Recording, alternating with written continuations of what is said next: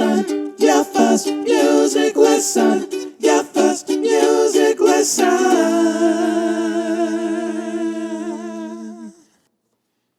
Happy Friday, everybody. Time for another installment of Your First Music Lesson, taught by your venerable host. Some people call me Laus. Today, I'm going to introduce you to the ukulele, beloved by surfers and folk pop stars alike. The ukulele is a four-stringed instrument which is tuned not unlike the higher four strings of a guitar. The names of the strings on the ukulele are G, C, E, and A. Or as I like to say, good children eat apples. This mnemonic device helps with remembering the names of the strings on the ukulele. You take the first letter of each word, and that represents the name of the string.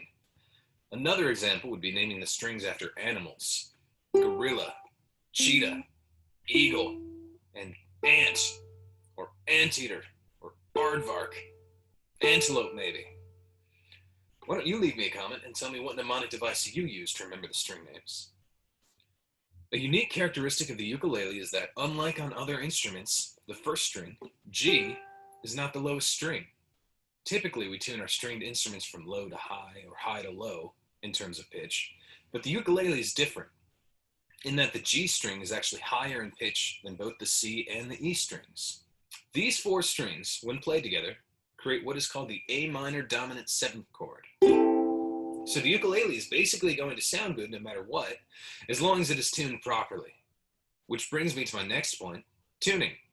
Tuning is an incredibly important step in maintaining our instruments and making sure that they sound good. There are multiple ways to tune the ukulele, and I'll demonstrate a couple for you here. One method that I like to use is called tuning by ear. This is a good way to practice some ear training. We're going to take a reference pitch and tune our string to that. In my case, I'll use a digital piano because it's always going to play the right pitch. That's a G, and that's the ukulele G. So if I'm playing the piano, just awkwardly get over here.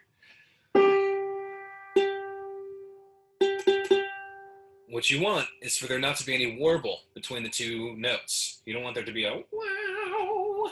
It should sound exactly the same. So here's piano G, ukulele G.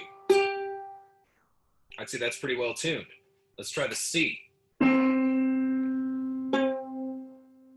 So that's not exactly right. That sounds a little bit sharp. If a note is too sharp, it's too high. If a note is too flat, it's too low.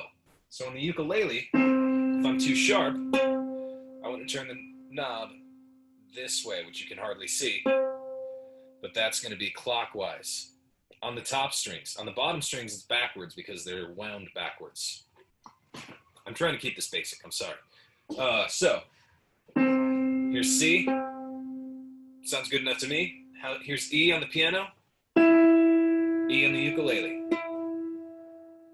So this one sounds a little bit off. Let's play it again. Here's E on the piano, E on the ukulele. Do you hear how the pitch is changing? If I turn this knob, it goes way too high. If I turn it back, that's closer to the right pitch. So we play E on the piano again. Here's E on the ukulele. Sounds good. All right, let's try A, the last string.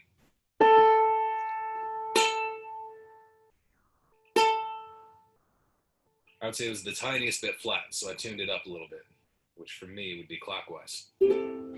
Now, the ukulele is tuned. Another method we can use involves a tuning app that we can download on a smart device. I personally like the app called Tuna.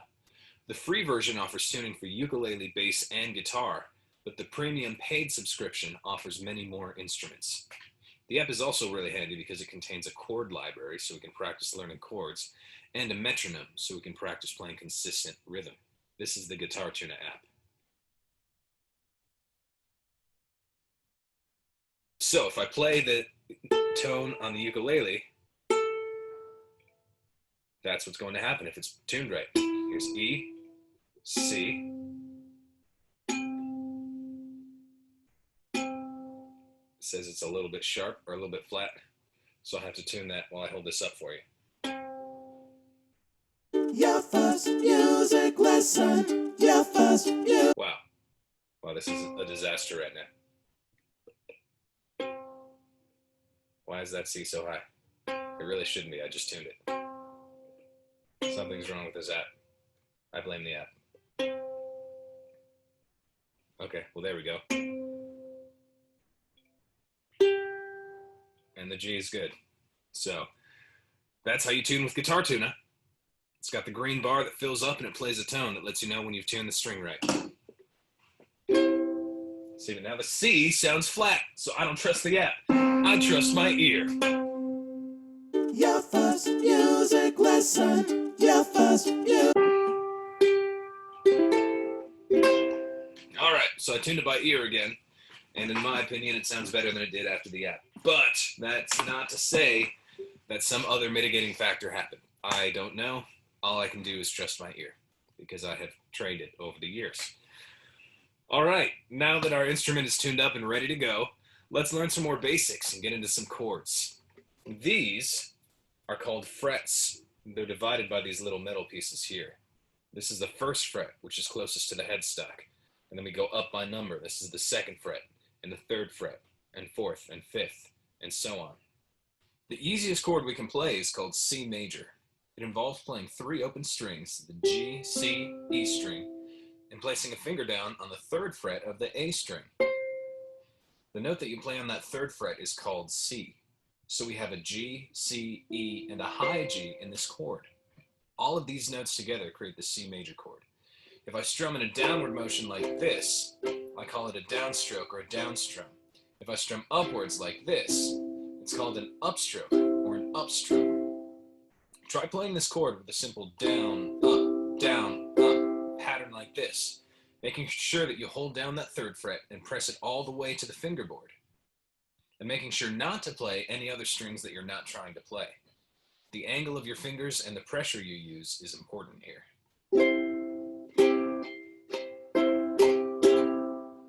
Another simple chord we can learn is called A minor.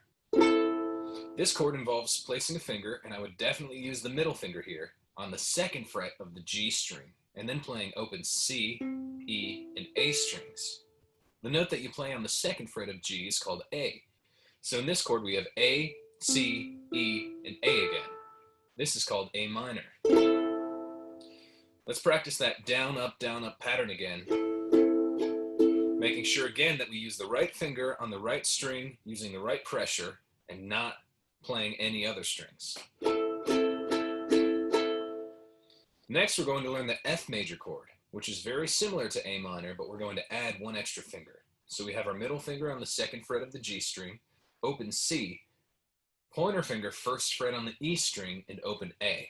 The notes we play are A, C, F, and A. That's the F major chord. Let's practice that pattern. Making sure we have good pressure, good angle, we're on the right string, using the right fingers, and we're not playing any strings that we don't want to play.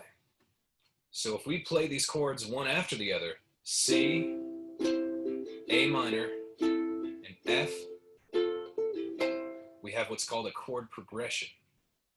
Once you start putting chords together and you start progressing them, then you can write songs and learn songs.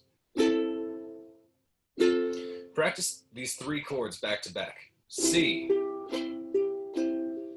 A minor, F major, and then back to C. All right, the last thing we're going to learn today is a simple melody. So far we've learned chords, which is great if you want to sing along while you strum some chords or create the background for somebody else's melody. But sometimes we need to take the lead and play a melody ourselves. This melody should be familiar to you.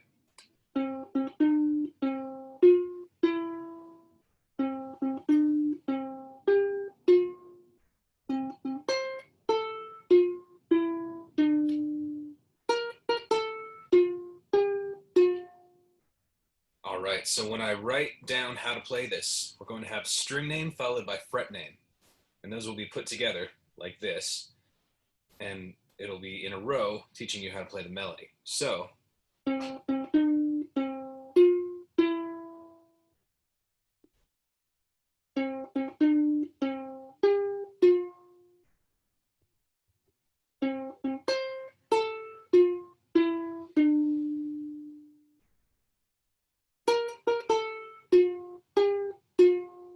That's it for me today. I hope you've enjoyed your free music lesson. Please comment and tell me how much I suck or maybe how much I don't suck. And as always, like, comment, subscribe. Thank you.